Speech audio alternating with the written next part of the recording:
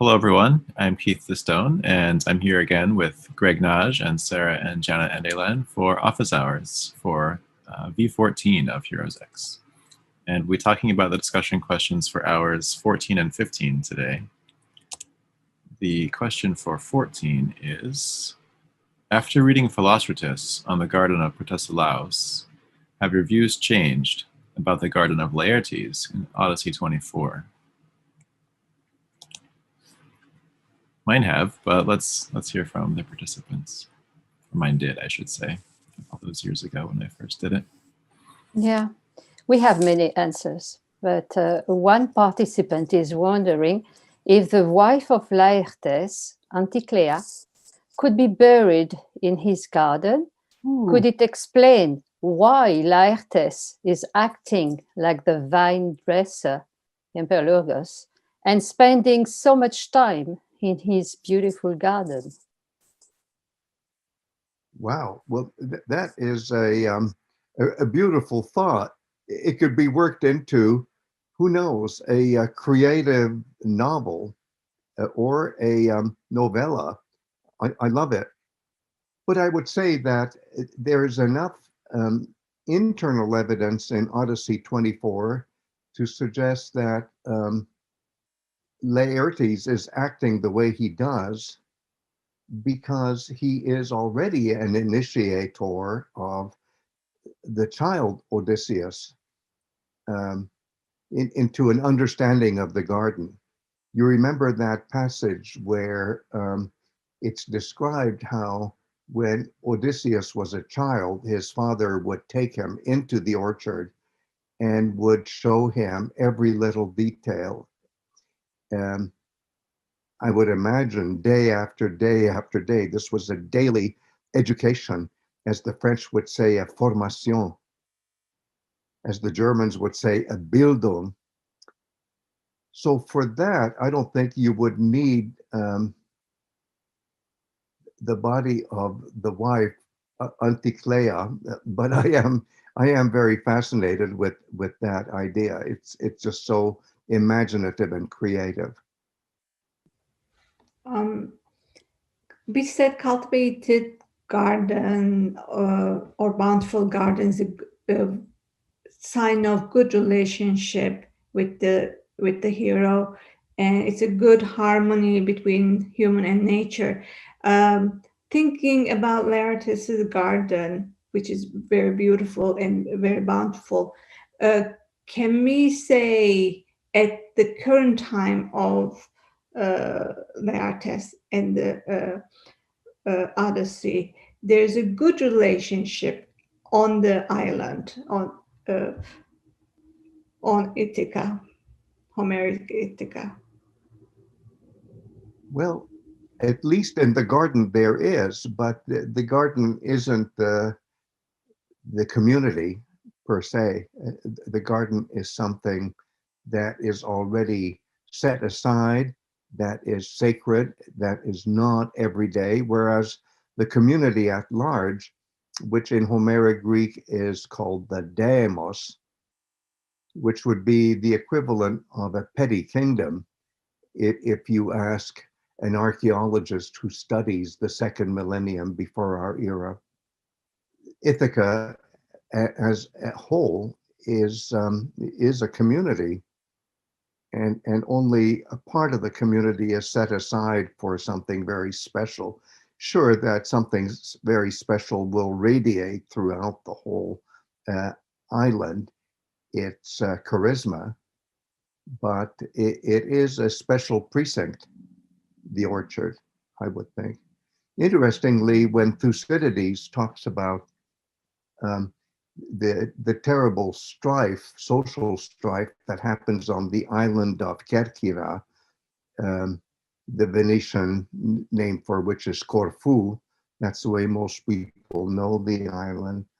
When Thucydides talks about it, he mentions a sacred precinct of Alkinoos, which of course we know from the Odyssey, when Odysseus visits the garden of Alkinoos in the Odyssey after he is washed up on the shores of the island of the Phaeacians. And in the mind of Thucydides, 5th century before our era, that precinct of Alkinoos is a precinct of hero cult. And in a sense, we could compare that with the orchard of Laertes. Another participant has said that previously they hadn't focused so much on the place as the character of Laertes, but is now seeing much more close connection with hero cult and vegetation, and says actually for him the eye-opener was the passages of Theophrastus. Yes. And I have to say they were for me as well. So they're also noticing that in the Philostratus passages we have a more erotic component, Yes. and less so in Laertes' orchard, and Yes. was wondering whether it's related because it's a father and son, or whether it's the Homeric tendency to avoid references to hero cult. Yes. And if there's hero cult, someone else is picking up on whether this will be a place for a hero cult of Laertes, perhaps, and then Odysseus, and so on through those generations. I would think so. I would agree with every point made by this wonderful participant, and I think it's correct to say that when you have a father-son reunion, the erotic aspect or the eroticized aspect will be attenuated, sure, and erotic aspect of longing for a hero is attenuated anyway. Although I would still say that the fact that Homeric poetry uses the noun pothos and the verb potheo, pothein, which we can translate as longing, does have that built-in erotic component, even though it's not accentuated, of course. And these are Very younger good. generation heroes, aren't they? Achilles, Protesilaus, and so on. Laertes is more that older generation, and perhaps like Laertes, like Odysseus himself, Yes. a death in old age. The longing might be a different sort of longing. Yes, I think it's more easy to imagine a younger generation hero to be a cult hero. The earlier generation is almost too much part of the heroic age, let's call it, which is separate from our historical times. And it's easier for dynasties to trace themselves back to maybe less prominent and later generation figures. But does it also tie in with the vegetation, that the young sprouting vegetation and the young heroes tie in with that, those young heroes rather than the old guys? That's a very good point.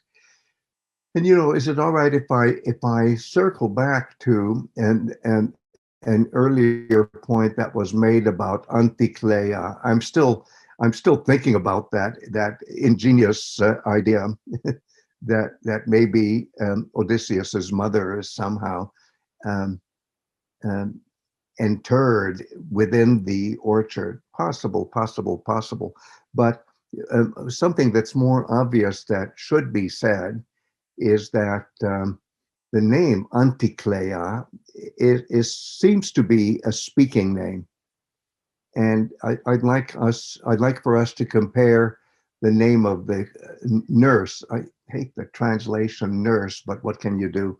the nurse of Odysseus when he was a child, called Eurycleia, which means she whose kleos, whose poetic glory is far and wide, goes far and wide, whereas Antikleia would mean something like she who's connected with kleos as a compensation, or it's just not clear what the compensation is or what the substitution is. And I've been tempted to think that, in a sense, Antikleia, who's the real mother, is the substitute mother. And the more motherly of the two figures, Eurycleia, is the functional mother, in the sense that she was the wet nurse. She's the one who is mothering Odysseus in the way that Antikleia, who's already dead, cannot. Or you could say maybe Antikleia is, shall we say, the substitute Eurycleia. And why? Because she's no longer around, at least in the realm of the living. All these are further thoughts inspired by our participant. That's fascinating. I love that suggestion too. Yeah, the participant was also mentioning the meaning of the word of her name, Antikleia in Greek. So that's indeed, that's very interesting what you just added about Antikleia. And I don't want to dig up something here that is not all that relevant to are concentrating on the main themes of the Odyssey, but let me try it anyway. We of course have no reference in our Odyssey to Palamedes, the rival of Odysseus as a trickster, but and we can reconstruct from other sources that Nauplios, who was the father of Palamedes, was so angry at Odysseus for engineering the death of his rival Palamedes that this hero, Nauplios, went to the household of Laertes at a time when Antikleia was still alive, and communicated to the mother of Odysseus the lie that Odysseus had died in trying to achieve Anostos, and that Antikleia was so sad that she died of a broken heart. And there's an allusion to that in Odyssey 11, that she died of a broken heart, but it's not spelled out why she died of a broken heart, which had to do with the revenge of Nauplios, the father of Palamedes. And since all four of you have been to Nafplio, which used to be the harbor of Argos and was at least one of the harbors of Mycenae in the era of the Mycenaean Empire, isn't it interesting that the patron saint, whoops, I should have said patron hero of Nafplio, is Nauplios, the father of Palamedes, the one hero who caused the death of the mother of Odysseus. So that's a side story. It's certainly just alluded to in our Odyssey, but the allusion is there and it's real. I love how we would get to have both stories in the Odyssey, both the one where Odysseus' mother is no longer there, but also a story where he gets to be reunited with his mother, at least a motherly figure, as well as his wife, as well as his father. Reunited with a substitute mother, except there's a substitution in names, that the real mother is getting the name of the substitute mother and vice versa. Very tricky, but how appropriate for a trickster. Okay, the hour 15 discussion question is, Do you think that Pausanias was emotionally transformed by the experience of being initiated into the hero cult of Trophonius? Whether you answer yes or no, either way, how would you describe his response to his experience? Okay, one participant is asking, could we say that Pausanias was spiritually rather than emotionally transformed? Well, he is such a second century Greek. He is very intellectual. He is he has a very inquiring mind, and he takes with total seriousness the cults of heroes and the cults of gods and goddesses, heroes and heroines. And every time he visits any place, he seems to make a beeline for the priestess or the priest in charge of whatever cults he finds. And I know that all five of us are very taken with Pausanias.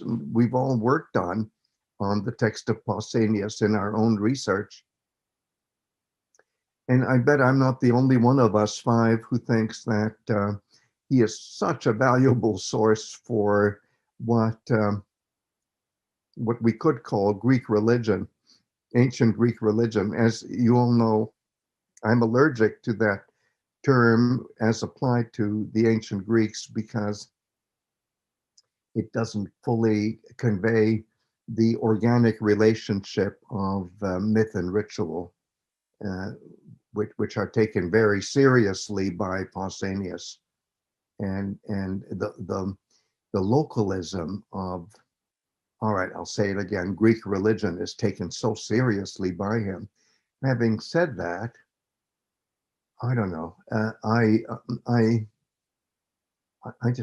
just hate to say that he is speaking as a very spiritual person, because he's also so reserved. The scientist in him is in constant struggle with his deep commitment to understanding ancient Greek myths and ritual in all their local varieties, and there's so many. And of course, variety can be, shall we say, a temptation for not taking the truth value of myths seriously, because myths contradict each other from locale to locale. So when you're really interested in the localisms of the interaction of Greek myth and ritual, you will certainly be exposed to all the contradictions. So it's a messy situation, and I think he handles it very well. And I think he's very earnest when he says about his initiation. Everything I say is based, at least in part, on the fact that I experienced an initiation myself. And I just admire his reserve mixed with a kind of buying into everything he reports on. One of the participants mentioned that once initiated, the person is emotionally and mentally qualified to communicate with the hero. Yes. So, and we were thinking, is this initiation an ainos, or is telling an ainos the way yes, it is reported? yes. I would say that the way he describes what the experience must be is coded, because he doesn't really say which aspects of the sensations described are his sensations. And so you don't know what he experienced personally versus what many other people experienced personally. And I'm sure he talked with them. He obviously talked to the priests in charge as well. Who knows? He may have even talked to the boys who are the hermetic attendants. And I suppose it's generic enough, the description, but then when he says that I'm one of the people who can say particular things, well, fine, but we don't know which aspects of the sensations experienced as described are his sensations or the sensations of others as recorded. I'm also quite sure that at this hero shrine of Trophonius, I'm quite sure that the priests kept records of the experiences of the initiates, just as at, for example, Epidaurus, there are all of these documents recounting the cure experiences of pilgrims, let's call them, who came to worship Asclepius and were hoping for whatever cure they needed for whatever ailment. So in the case of the cult of Asclepius, we actually have inscriptional evidence. So I'm speculating that maybe there were inscriptions at the site of the cult of the cult hero Trophonius that recorded the experiences of pilgrims, let's call them, who came for the purpose of being initiated and who then described their experiences, just as at Epidaurus, which is the major site for the cult of Asclepius, pilgrims who went there seeking a cure sometimes left behind inscriptions that recorded their experiences. So we may be dealing with not just whatever records the priests of Trophonius kept at the shrine of Trophonius, the cult hero, but maybe also inscriptions that were actually monumentalized at that site that Pausanias would have been sure to read. We just don't know. Several participants have picked up on the experience of, it must have been really frightening going into this unknown place, the torrent of water, not knowing what was going to happen. And somebody has made a point that comparing it to Greek theatre, where I think it was Aristotle talked about fear being one of the experiences that was cathartic and which changed you emotionally. Yes, there is definitely that element of fear, isn't there, in the description of the experiences. Fear, and in general, a sense of wonder at what happens, a respect for a sense of wonder. Yes, and someone else has pointed out that an initiant might actually pass out because they were so terrified. So there must have been genuine fear among some people, at any rate. Yes, and I love that remark where he says that the capacity to laugh will eventually return.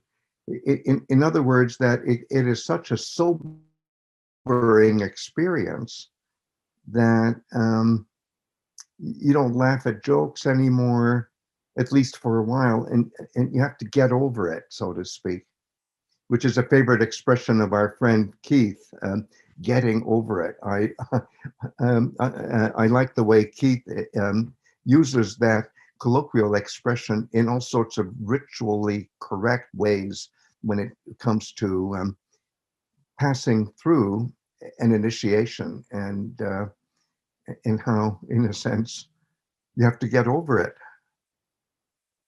because you're already different. Yes, and some people say it's like a rebirth. So Yes. Oh, yes. you are a changed person after the initiation. And so, of course, you're going to be sober about it. And if anybody comes up to you and says, well, how was it to be initiated into the cult of Trophonius, you might not welcome that kind of irreverent question. There's so much left for interpretation, but that's typical of our friend Pausanias. I think of that wonderful moment where he is in Athens, and he is at the spot called Eleusinion, which is a downtown Athenian way of marking a spot, for which the primary place would be Eleusis itself, which is the site of the great rituals of civic initiation.